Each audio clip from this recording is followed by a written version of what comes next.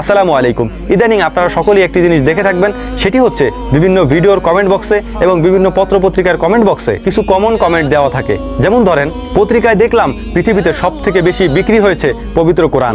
তারপর ধরেন কারা কারা মুহাম্মদ সাল্লাল্লাহু আলাইহি ওয়াসাল্লামকে ভালোবাসেন তারা লাইক দিয়ে যান। তারপরে আরও এরকম কমেন্ট থাকে, মানে এরকম আমি যে স্ক্রিনে কয়েকটা দিয়ে রেখেছি, আপনারা দেখে নিতে পারেন। এ ধরনের কমেন্ট বা হচ্ছে যে আপনার বিভিন্ন ধরনের লাইক নেওয়ার জন্য আল্লাহকে কারা ভালোবাসেন, নবী করিম সাল্লাল্লাহু আলাইহি ওয়াসাল্লামকে কারা ভালোবাসেন তারা লাইক দিয়ে যান। তারপর হচ্ছে আপনার ইসলামের বাণী প্রচার করে যান, লা ইলাহা ইল্লাল্লাহ মুহাম্মাদুর রাসূলুল্লাহ, এগুলি লেখা থাকে। তারপরে হচ্ছে আপনার কারা কারা মাকে ভালোবাসেন তারা লাইক দিয়ে যান, কারা কারা বাবাকে ভালোবাসেন তারা লাইক দিয়ে যান।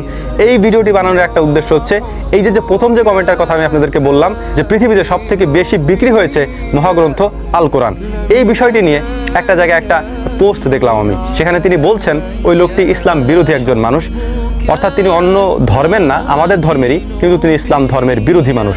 তিনি প্রশ্ন তুলছেন যে এই কমেন্টটি যেহেতু আমরা সব জায়গায় দেখতে পাই, তাহলে আমার তাদের কাছে প্রশ্ন, এই নিউজটি তারা কোথা থেকে পেয়েছে? এই নিউজের সত্যতা আছে, চাইলে আমরা তাদেরকে সেটা দিতে পারবো, কিন্তু যারা এটা লিখছেন তারা আদৌ কি জানেন যে আসলেও কি এটা কোথাও লেখা হয়েছে কিনা, কোনো ম্যাগাজিনে কোনো পত্রিকায় লেখা হয়েছে কিনা?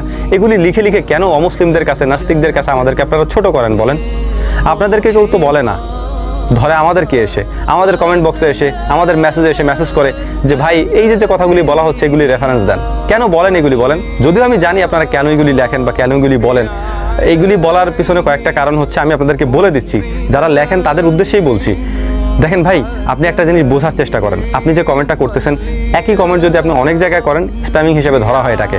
আর আপনারা যারা পেজে ফলোয়ার বাড়ানোর জন্য এরকম কমেন্টগুলি করে থাকেন, একটাবার চিন্তা করে দেখেছেন এই যে কাজটি আপনি করছেন নিজের জনপ্রিয়তা বাড়ানোর জন্য, ইলমের ক্ষেত্রে, ইবাদতের ক্ষেত্রে আপনি যে একটা রিয়া তৈরি করছেন, আপনার মধ্যে একটা লৌকিকতা তৈরি করছেন যে মানুষ দেখুক, আমি এটা লিখে দিয়েছি, মানুষ আমাকে ফলো করুক, আমার জনপ্রিয়তা বাড়ুক, এই যে কাজটি করছেন আপনি জানেন আপনি যদি 5 ওয়াক্ত নামাজ নাও পড়েন সেই পরিমাণ গুনাহ হবে না যেই পরিমাণ গুনাহ হবে আপনি 1 ওয়াক্ত নামাজ মানুষকে দেখানোর জন্য যদি পড়ে থাকেন। একটা ভালো কাজ যদি আপনি মানুষকে দেখানোর জন্য করে থাকেন, আপনি ভালো কাজ করেন না কোনো সমস্যা নাই, কিন্তু একটা ভালো কাজ যদি হয় যেটা আপনি মানুষকে উদ্দেশ্য করে করেছেন, মানুষকে দেখানোর জন্য করেছেন, আল্লাহকে রাজি খুশি করার জন্য করেন নাই, ভাই জীবন ধ্বংস হয়ে যাবে। এর থেকে বড় পাপ খুঁজে পাওয়া যায়। ইবাদতের মধ্যে, ভালো কাজের মধ্যে লৌকিকতা, লোক দেখানো, এগুলি আল্লাহ তাআলা পছন্দ করেন না, কারণ এটি আপনি আল্লাহ তাআলার জন্য করছেন না।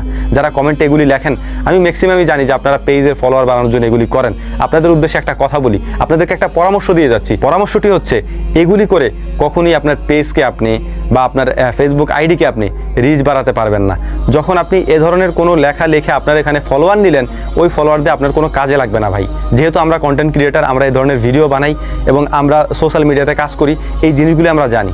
ফেসবুক থেকে বা যে কোনো সাইট থেকে যদি আপনি ভিডিও আপলোড করেন, কন্টেন্ট দেন, সেখানে যদি আপনার কন্টেন্ট মানুষের কাছে